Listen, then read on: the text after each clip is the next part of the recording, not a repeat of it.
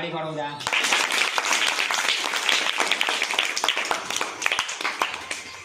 તો રાણી ચલો હેમાંગી.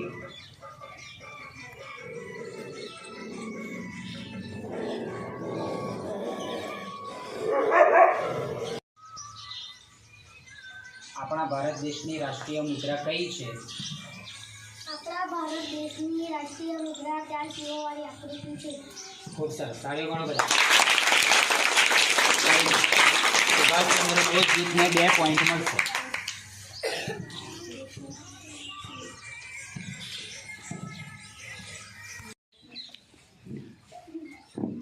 શહીદ ભગતસિંહ ટુકડી માટે પ્રશ્ન. ગીરનું અભયારણ્ય કયા પ્રાણી માટે જાણીતું છે? ગીરનું અભયારણ્ય સિંહ માટે જાણીતું છે. ખૂબ સરસ, સાચો જવાબ છે. તાળી પાડો ભાઈ બધા.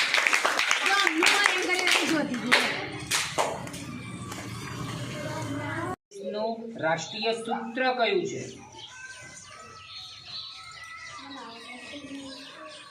બીજા જૂથ તમને જવાબ આવડતો હોય તો તમારે મનમાં વિચારીને શાંતિ રાખવાની, તમને તક મળશે. ચલો 2 મિનિટનો સમય છે. આપણા ભારત દેશનું રાષ્ટ્રીય સૂત્ર કયું છે?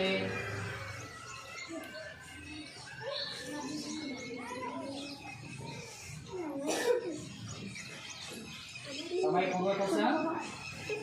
વિષ્ણુભાઈ થોડું વિચારો તો ખરા. હા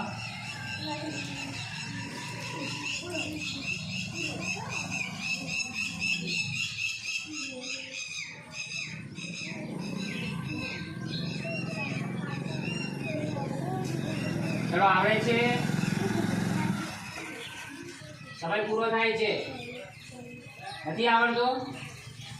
ઓકે ચાલો હવે આપણે પછીના ક્રમમાં શહીદ ભગતસિંહને તક આપીએ.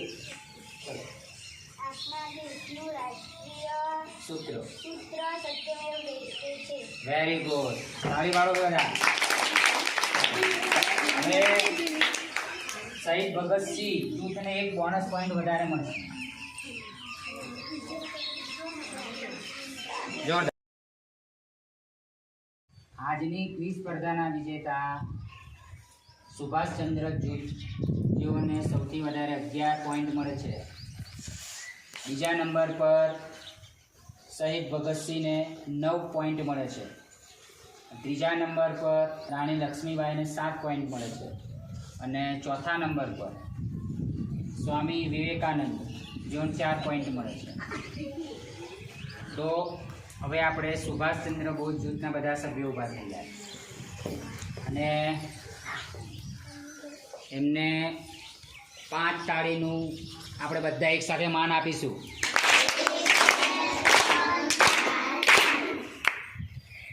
ચાલો વેરી ગુડ. હવે બીજા નંબર પર છે શહીદ ભગતસિંહ જૂથ, એ ઊભા થાય. એમને આપણે 3 તાળીનું માન આપીશું. ઓકે. અને જેમને ઓછા પોઈન્ટ મેળવ્યા છે એ જૂથના બાળકો તમારા હવે પછીની સ્પર્ધામાં ખૂબ સારી મહેનત કરીને આવવાનું. ઓકે ચાલો. અને આપણે હવે સુભાષચંદ્ર બોઝ ટુકડીના જે સભ્યો છે ને એ બધાને ઇનામ આપીશું અને તેમને પેન્સિલનું ઇનામ આપીશું.